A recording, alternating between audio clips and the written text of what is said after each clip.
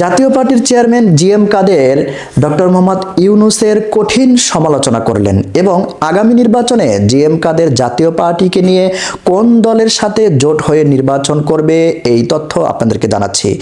GM কাদের বলেছেন, সরকার দেশের আইন শৃঙ্খলা পরিস্থিতি নিয়ন্ত্রণে রাখতে সক্ষম হচ্ছে না এবং বর্তমান পরিস্থিতি দেশের ভবিষ্যতের জন্য খুবই উদ্বেগজনক।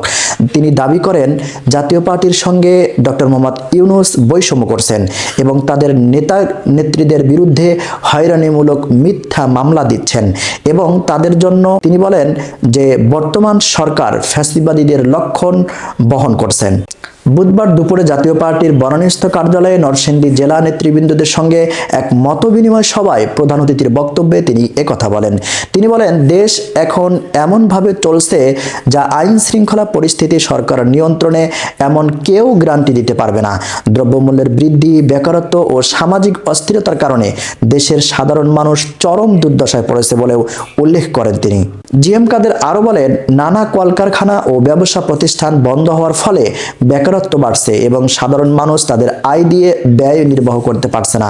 ক্ষুধার্ত মানুষের সংখ্যা বাড়লে সমাজ বিশৃঙ্খলা সৃষ্টি হতে পারে বলে মন্তব্য করেন তিনি এবং তিনি বলেছেন, দেশের অর্থনীতিতে ব্যাপকভাবে নেতিবাচক প্রভাব ফেলবে।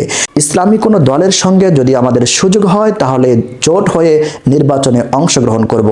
এদিকে আবার মির্জা ফখরুল ইসলাম আলমগীর বিএনপির পক্ষ থেকে জাতীয় পার্টিকে আমন্ত্রণ জানিয়েছেন তাদের সঙ্গে জোট করে নির্বাচন করার জন্য।